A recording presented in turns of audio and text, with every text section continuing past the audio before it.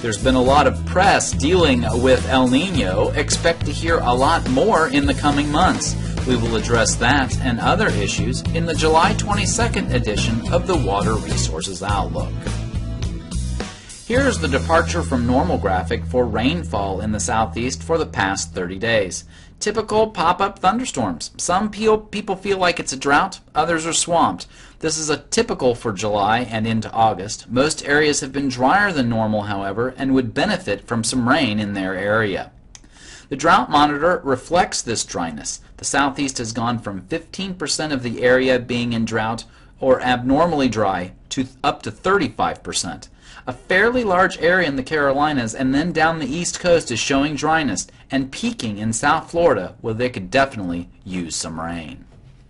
Okay, we are more than halfway through the year, and let's look at an interesting graphic from the National Climatic Data Center, and we see the statewide precipitation rankings. In the southeast, for the most part, we've been near normal to even slightly dry, with rankings in Georgia the 38th driest January through June, considering from 1895 to 2015, and Florida was their 36th driest in that 100-plus year span. Interesting to see other parts of the country, like California, where they had the 5th driest January through June, while Texas had their wettest January through June ever, which seems reasonable considering all the flooding they've had out there. So let's look at the river flood climatology, and we see that we are in week 31, or the last week in July. This is typically a quiet time when we consider the southeast as a whole. Both minor flooding events and damaging river flood events are at a minimum. But we see, as we look just at central and south Florida, the river flood season has begun and begins to ramp up. From the first week in August through the last week in September, river flooding can be a potential threat in this region, given the rainy season and potential tropical systems. September generally holds the greatest threat for damaging river floods in the Florida Peninsula, as we see in the graph indicated by the red bars. The threat potential is highest during this time of year in this region for the same reason: tropical systems and synoptic cold fronts stalling across the peninsula. Taking a look at the reservoirs and how they are doing, in North Carolina we see most of the reservoirs are very close to their target pools, which is very good for this time of year. Looking over in South Carolina, it's the same. Hartwell, Russell, and Thurman just slightly below their targets, but still near. Water in Murray, very close to target pools for this time of year.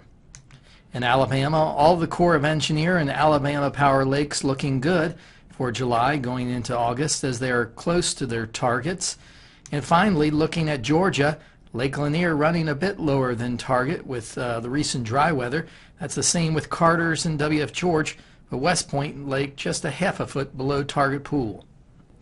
All right, let's take a look at what we can expect as far as precipitation across the southeast U.S. for the next week or so.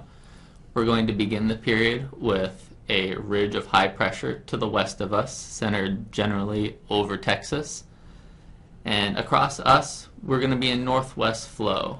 We're going to see a number of shortwave troughs moving through this northwest flow across our area, bringing precipitation to much of the southeast, and precipitation depicted by the model here in the shaded colors.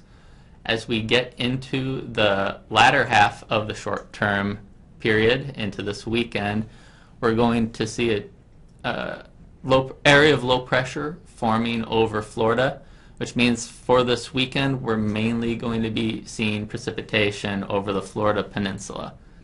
Getting into the midterm period, we're going to see that low pressure persisting over Florida and more generally over the Atlantic, and that should persist through midweek.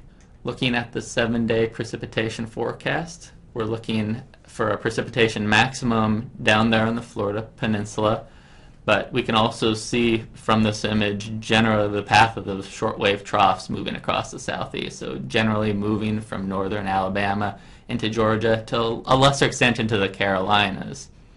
And with that area of high pressure further west over Texas, we see that area primarily rain-free.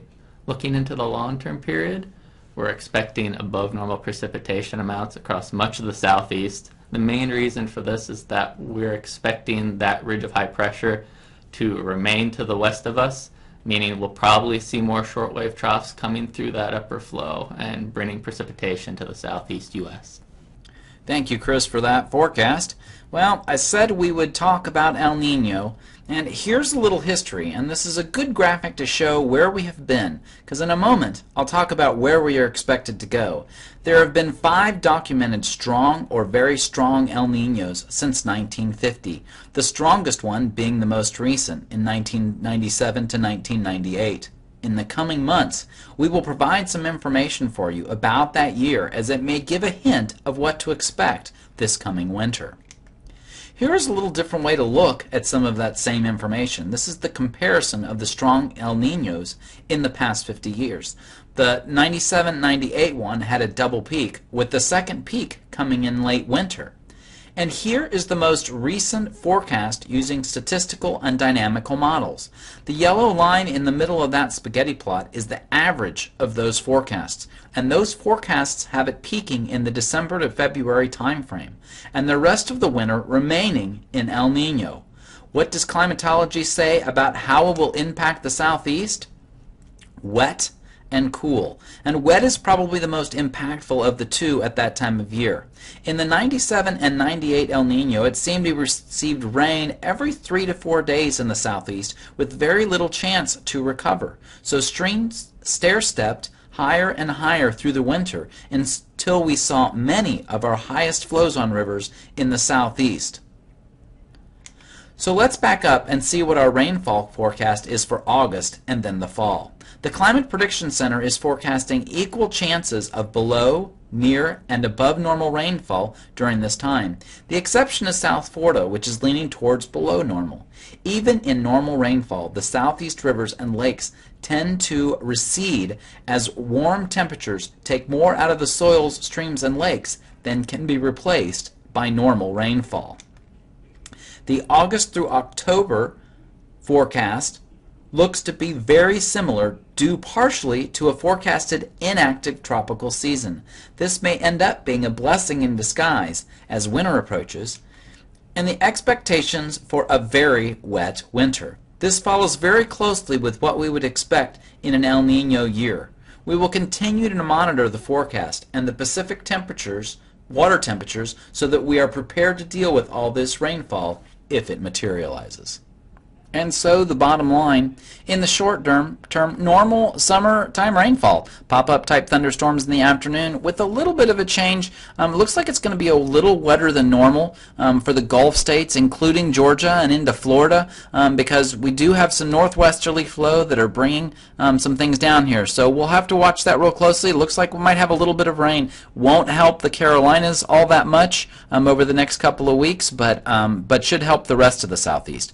As for the long term, El Nino is here. It's not official yet, but temperatures have warmed up enough in the Pacific, and before the end of August, about the time that we're getting ready to do our next water resources outlook, we should be talking about close to an official El Nino. It should dampen the hurricane season, but we'll be preparing for a wet winter. Our next water resources outlook will be recorded the week of August 20th. Thank you again for listening to today's Water Resources Outlook. If you have any questions, you can contact Christopher, Jeff, or I at these email addresses. Thanks again, and we will talk to you again soon.